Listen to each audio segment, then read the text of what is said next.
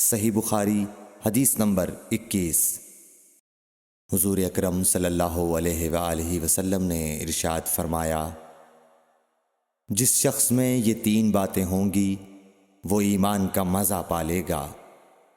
ایک یہ کہ وہ شخص جسے اللہ اور اس کا رسول ان کے ماں سوا سے زیادہ عزیز ہوں، اور دوسرے یہ کہ جو کسی بندے سے محض اللہ ہی کے لیے محبت کرے، اور تیسری بات یہ کہ جسے اللہ نے کفر سے نجات دی ہو، پھر دوبارہ کفر اختیار کرنے کو وہ ایسا برا سمجھے جیسا آگ میں گر جانے کو برا جانتا ہے۔ صحیح بخاری حدیث نمبر 22۔ حضرت محمد مصطفیٰ صلی اللہ علیہ وآلہ وسلم نے فرمایا، جب جنتی جنت میں اور دوزخی دوزخ میں داخل ہو جائیں گے، اللہ پاک فرمائے گا، جس کے دل میں رائی کے دانے کے برابر بھی ایمان ہو اس کو بھی دوزخ سے نکال لو۔ تب ایسے لوگ دوزخ سے نکال لیے جائیں گے اور وہ جل کر کوئلے کی طرح سیاہ ہو چکے ہوں گے، پھر زندگی کی نہر میں یا بارش کے پانی میں ڈالے جائیں گے۔ اس وقت وہ دانے کی طرح اگائیں گے جس طرح ندی کے کنارے دانے اگاتے ہیں۔ کیا تم نے نہیں دیکھا کہ دانہ زردی مائل پیچ در پیچ نکلتا ہے؟ صحیح بخاری حدیث نمبر 23۔ حضور اکرم صلی اللہ علیہ وآلہ وسلم نے فرمایا، میں ایک وقت سو رہا تھا، میں نے خواب میں دیکھا کہ لوگ میرے سامنے پیش کیے جا رہے ہیں اور وہ کرتے پہنے ہوئے ہیں، کسی کا کرتا سینے تک ہے اور کسی کا اس سے نیچا ہے۔ پھر میرے سامنے عمر بن خطاب لائے گئے، ان کے بدن پر جو کرتا تھا اسے وہ گھسیٹ رہے تھے، یعنی ان کا کرتا زمین تک نیچا تھا۔ صحابہ رضی اللہ تعالی عنہ نے پوچھا کہ یا رسول اللہ اس کی کیا تعبیر ہے؟ آپ نے فرمایا کہ اس سے دین مراد ہے۔ صحیح بخاری حدیث نمبر 24۔ ایک مرتبہ رسول کریم صلی اللہ علیہ وسلم ایک انصاری شخص کے پاس سے گزرے، اس حال میں کہ وہ اپنے ایک بھائی سے کہہ رہے تھے کہ تم اتنی شرم کیوں کرتے ہو؟ آپ نے اس انصاری سے فرمایا کہ اس کو اس کے حال پر رہنے دو، کیونکہ حیا بھی ایمان ہی کا ایک حصہ ہے۔ صحیح بخاری حدیث نمبر 25۔ رسول اللہ صلی اللہ علیہ وسلم نے فرمایا، مجھے اللہ کی طرف سے حکم دیا گیا ہے کہ لوگوں سے جنگ کروں اس وقت تک کہ وہ اس بات کا اقرار کر لیں کہ اللہ کے سوا کوئی معبود نہیں ہے، اور یہ کہ محمد صلی اللہ علیہ وسلم اللہ کے سچے رسول ہیں، اور نماز ادا کرنے لگیں اور زکوٰۃ دیں۔ جس وقت وہ یہ کرنے لگیں گے تو مجھ سے اپنے جان و مال کو محفوظ کر لیں گے سوائے اسلام کے حق کے۔ رہا ان کے دل کا حال تو ان کا حساب اللہ کے ذمے ہے۔ صحیح بخاری حدیث نمبر 26۔ رسول اللہ صلی اللہ علیہ وسلم سے دریافت کیا گیا کہ کون سا عمل سب سے افضل ہے؟ فرمایا، اللہ اور اس کے رسول پر ایمان لانا۔ کہا گیا اس کے بعد کون سا؟ آپ نے فرمایا کہ اللہ کی راہ میں جہاد کرنا۔ کہا گیا پھر کیا ہے؟ آپ نے فرمایا حج مبرور۔ صحیح بخاری حدیث نمبر 27۔ رسول اللہ صلی اللہ علیہ وسلم نے چند لوگوں کو کچھ عطیہ دیا اور سعد وہاں موجود تھے۔ وہ کہتے ہیں کہ رسول اللہ صلی اللہ علیہ وسلم نے ان میں سے ایک شخص کو کچھ نہ دیا، حالانکہ وہ ان میں مجھے سب سے زیادہ پسند تھا۔ میں نے کہا حضور، آپ نے فلاں کو کچھ نہ دیا، میں اسے مومن گمان کرتا ہوں۔ آپ نے فرمایا مومن یا مسلمان؟ میں تھوڑی دیر چپ رہ کر پھر پہلی بات دہرانے لگا۔ حضور صلی اللہ علیہ وسلم نے بھی دوبارہ وہی جواب دیا۔ پھر آپ نے فرمایا کہ اے سعد، باوجود یہ کہ ایک شخص مجھے زیادہ عزیز ہے، پھر بھی میں اسے نظر انداز کر کے کسی اور دوسرے کو اس خوف کی وجہ سے یہ مال دیتا ہوں کہ وہ اپنی کمزوری کی وجہ سے اسلام سے پھر جائے اور اللہ اسے آگ میں اوندھا ڈال دے۔ صحیح بخاری حدیث نمبر 28۔ ایک آدمی نے رسول اللہ صلی اللہ علیہ وسلم سے پوچھا، کون سا اسلام بہتر ہے؟ آپ صلی اللہ علیہ وسلم نے فرمایا کہ تو کھانا کھلائے اور ہر شخص کو سلام کرے، خواہ اس کو تو جانتا ہو یا نہ جانتا ہو۔ صحیح بخاری حدیث نمبر 29۔ حضرت صلی اللہ علیہ وسلم نے فرمایا، مجھے دوزخ دکھلائی گئی تو اس میں زیادہ تر عورتیں تھیں جو کفر کرتی ہیں۔ کہا گیا، حضور کیا وہ اللہ کے ساتھ کفر کرتی ہیں؟ آپ صلی اللہ علیہ وسلم نے فرمایا کہ خاوند کی ناشکری کرتی ہیں اور احسان کی ناشکری کرتی ہیں۔ اگر تم عمر بھر ان میں سے کسی کے ساتھ احسان کرتے رہو، پھر تمہاری طرف سے کبھی کوئی ان کے خیال میں ناگواری کی بات ہو جائے تو فوراً کہہ اٹھے گی کہ میں نے کبھی بھی تجھ سے کوئی بھلائی نہیں دیکھی۔ صحیح بخاری حدیث نمبر 30۔ حضرت صلی اللہ علیہ وآلہ وسلم فرماتے تھے، جب دو مسلمان اپنی اپنی تلواریں لے کر بھڑ جائیں تو قاتل اور مقتول دونوں دوزخی ہیں۔ عرض کیا گیا، یا رسول اللہ، قاتل تو خیر ضرور دوزخی ہونا چاہیے، مقتول کیوں؟ فرمایا، وہ بھی اپنے ساتھی کو مار ڈالنے کی حرص رکھتا تھا، موقع پاتا تو وہ اسے ضرور قتل کر دیتا، دل کے عزم صمیم پر وہ دوزخی ہوا۔ صحیح بخاری حدیث نمبر 31۔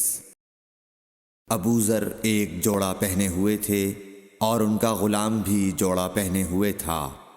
سبب دریافت کیا گیا تو کہنے لگے کہ میں نے ایک شخص یعنی غلام کو برا بھلا کہا تھا اور اس کی ماں کی غیرت دلائی یعنی گالی دی، تو رسول اللہ صلی اللہ علیہ وسلم نے یہ معلوم کر کے مجھ سے فرمایا، اے ابو ذر، تو نے اسے ماں کے نام سے غیرت دلائی ہے، بے شک تجھ میں ابھی کچھ زمانہ جاہلیت کا اثر باقی ہے۔ یاد رکھو، ماتحت لوگ تمہارے بھائی ہیں، اللہ نے اپنی کسی مصلحت کی بنا پر انہیں تمہارے قبضے میں دے رکھا ہے، تو جس کے ماتحت اس کا کوئی بھائی ہو تو اس کو بھی وہی کھلائے جو آپ کھاتا ہے، اور وہ کپڑا اسے پہنائے جو آپ پہنتا ہے، اور ان کو اتنے کام کی تکلیف نہ دو کہ ان کے لیے مشکل ہو جائے، اور اگر کوئی سخت کام ڈالو تو تم خود بھی ان کی مدد کرو۔ صحیح بخاری حدیث نمبر 32۔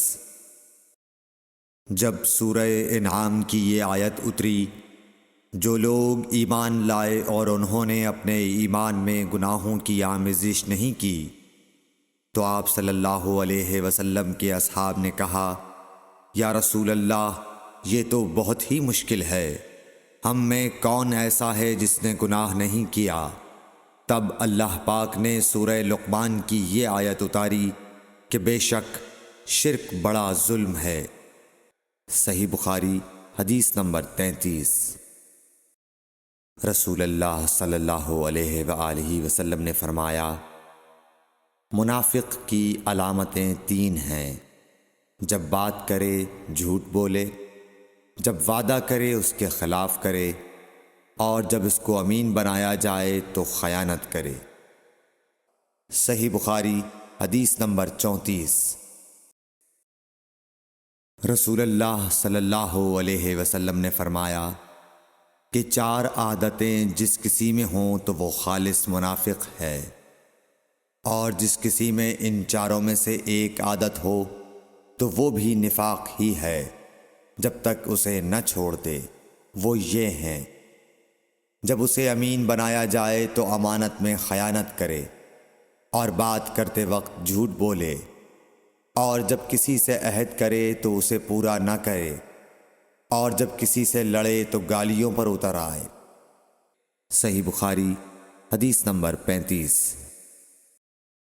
رسول اللہ صلی اللہ علیہ وسلم نے فرمایا، جو شخص شب قدر ایمان کے ساتھ محض ثواب آخرت کے لیے ذکر و عبادت میں گزارے، اس کے گزشتہ گناہ بخش دیے جاتے ہیں۔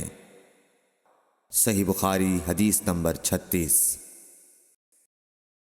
رسول اللہ صلی اللہ علیہ وسلم نے فرمایا، جو شخص اللہ کی راہ میں جہاد کے لیے نکلا، اللہ اس کا ضامن ہو گیا۔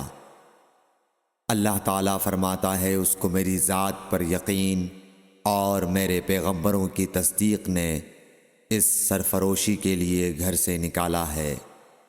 میں اس بات کا ضامن ہوں کہ یا تو اس کو واپس کر دوں ثواب اور مال غنیمت کے ساتھ، یا شہید ہونے کے بعد جنت میں داخل کر دوں۔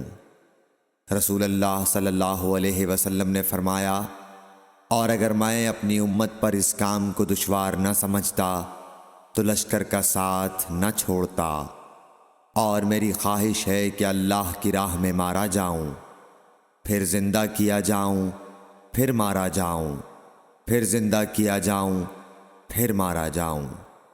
صحیح بخاری حدیث نمبر 37۔